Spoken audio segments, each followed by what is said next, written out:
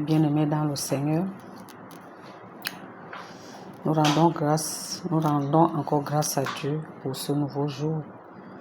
Père éternel, sois encore béni, sois exalté, parce que tu es bon, parce que tu es digne. Seigneur, merci de nous avoir gardés.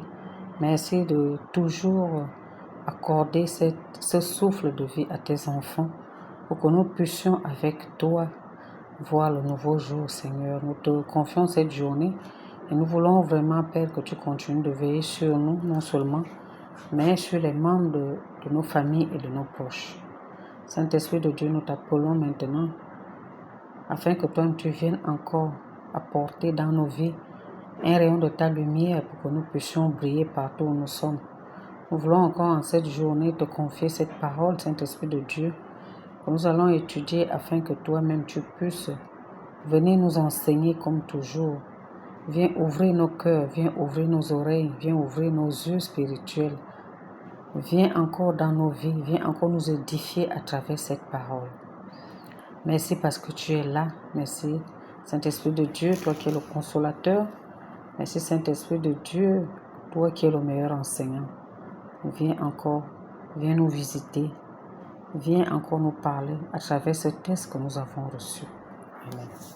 Donc, bien-aimés dans le Seigneur, nous allons ce matin juste exhorter un seul chapitre qui est dans Acte 15, le verset 36. Nous allons lire la parole et puis nous allons commenter. Quelques jours s'écoulèrent après lesquels Paul dit à Barnabas: « Retournons visiter les frères dans toutes les villes où nous avons annoncé la parole du Seigneur pour voir en quel état ils sont. » C'est encore une interpellation ce matin parce que Paul, après avoir fondé les églises, après avoir converti de nombreuses personnes, encore le souci d'y aller, c'est pour cela qu'il s'adresse à son frère Barnabas pour qu'il y retourne. Et c'est ce que le Seigneur nous appelle à faire ce matin. Nous sommes là pour travailler à la suite du Christ. Nous sommes là pour convertir. Mais en convertissant les gens, nous devons avoir également ce souci de veiller sur eux.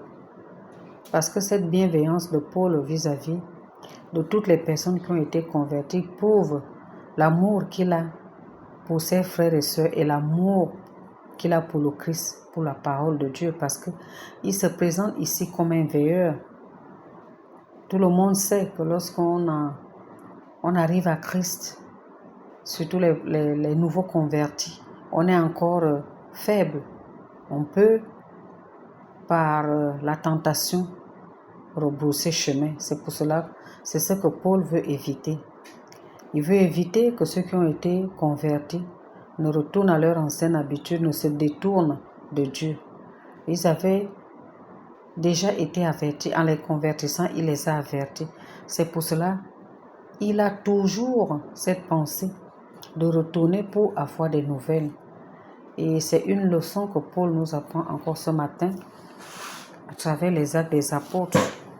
Que lorsque nous avons décidé de suivre le Christ et lorsque nous amenons nos frères et sœurs en Christ, nous devons également veiller à ce qu'ils continuent et être à l'écoute de leurs désirs pour les accompagner dans ce monde, dans ce nouveau monde. C'est comme un enfant qui naît. Il ne peut pas tout de suite marcher seul. Il a besoin de ses parents pour vivre dans cette harmonie. Donc,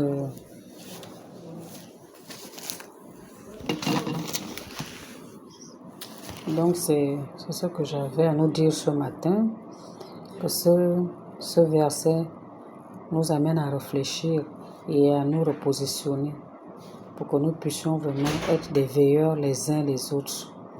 Amen. Bonne journée à tous.